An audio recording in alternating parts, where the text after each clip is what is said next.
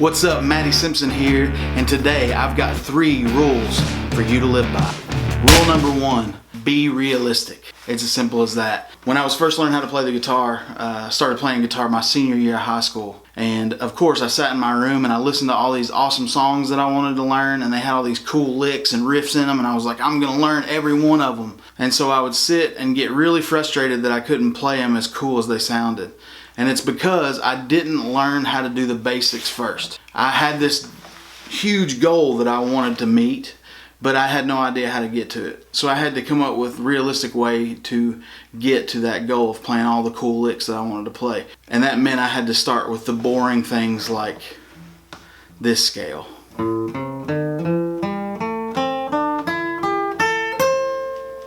And all of the ladies went. They didn't say anything. They didn't do anything. They didn't care at all about any of that because these scales are boring. They're boring. But you cannot play all the riffs and cool licks that you want to learn without starting somewhere, without starting at the beginning and learning the foundations, because that scale brings all kinds of cool licks, like something like this.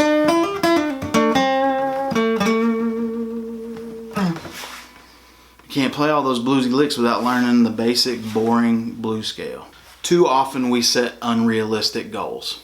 In our head, we have this monumental goal that we want to hit, like lose 100 pounds. The problem with that is we live in a world where we want everything really fast. We want it lightning paced. We think we should be able to go to the gym for 2 weeks and magically we're going to get really close to that goal pretty quick. Are we going to see results in 2 weeks? Absolutely. Are you going to see 100 pounds in 2 weeks? Not even close. But what happens is we get it in our head that we can do this, and then when it doesn't happen as quickly as we want, we get down on ourselves. Then over time, we talk ourselves out of going to the gym with all these crazy excuses, right? So we have to be realistic. You're not going to learn how to play the guitar overnight. You're not going to lose 100 pounds overnight. It's a good thing to set big goals, because when we set big goals, if we do small steps to get to them, over time we're going to reach them. But even if we don't reach that goal in the time period that we set for ourselves, we see improvement. And when we see improvement, it's easy to keep going. So when we set small goals, it's easy to attain those goals, and over time we will achieve the goal we want to. It may not be exactly in the time frame you had in your mind, but you're going to hit that goal every time. Rule number 2. Gain new perspectives. This is such an important rule for living daily life. So many times in my life I have thought that I was right about something, and I was going to argue it to the hilt. And then my perspective changed and I realized I had no clue what I was talking about. I'm sure that you felt like that before. I think we all have. I had a friend one time tell me something very profound. He said that every time he said his opinion, he assumed he was wrong, because it made him want to keep learning and keep improving on what it is that he believes, what his core values are. And as he moves through life, he feels like he is gaining knowledge because he doesn't have all the answers. He's always learning, constantly learning. And I think that's very important.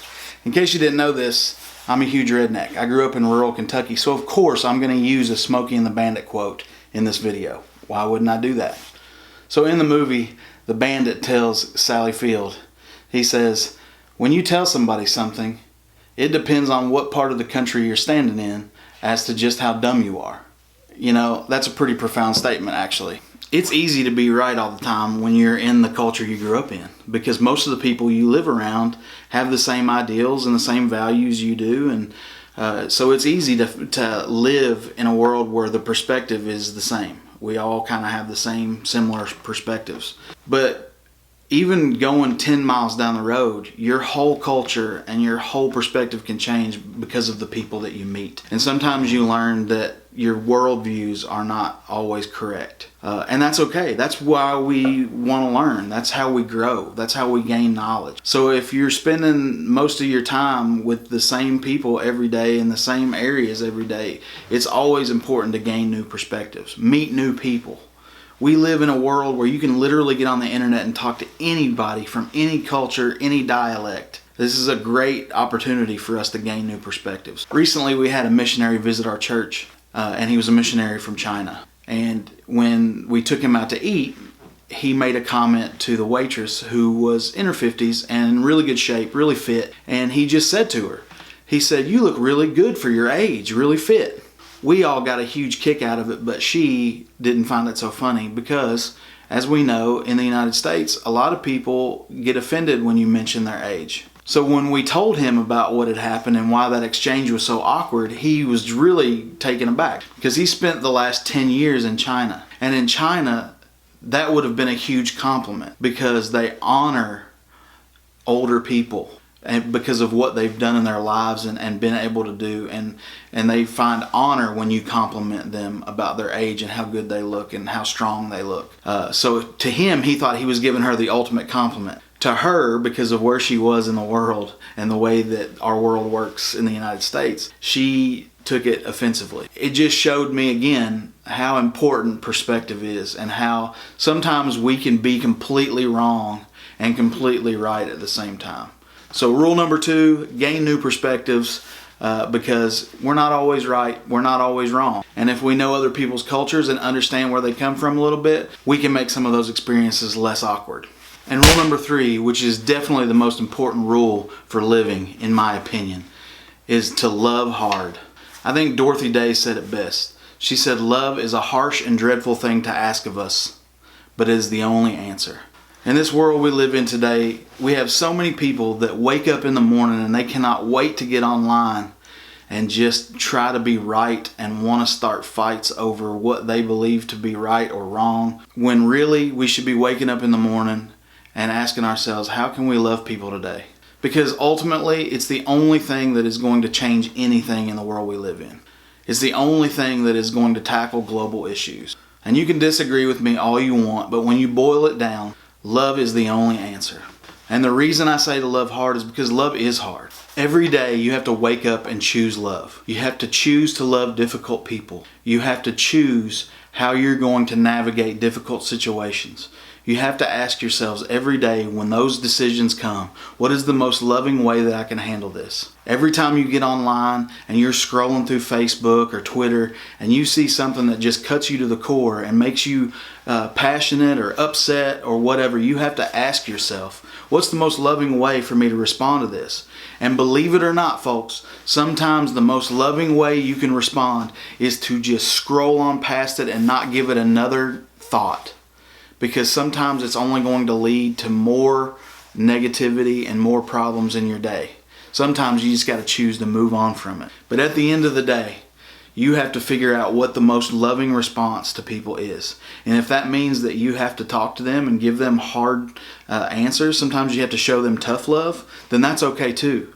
But sometimes there is no getting through to anybody on issues, because if their perspective hasn't changed at all, like we talked about in rule number 2, then you're just wasting your breath. And sometimes it's best to just scroll on past it.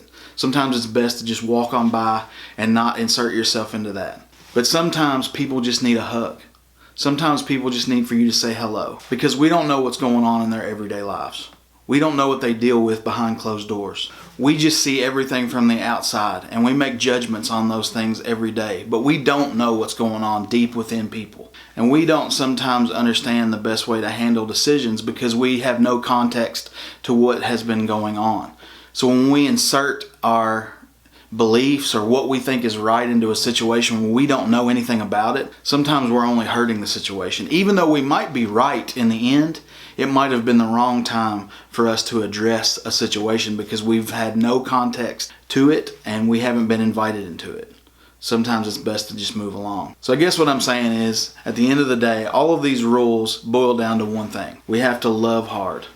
We have to love harder than we ever have before, because our world is more negative than it's ever been before. It's more divided than it's ever been before. There are so many people and so many cultures out there that are beautiful, and if we just take the time to love them, learn from their perspectives, see their worldviews a little bit, we can take a piece of that home with us, become better people, and ultimately we can make the lives of the people around us better because we have some input that is valuable. So be realistic, gain new perspectives, and go out there and love as hard as you can.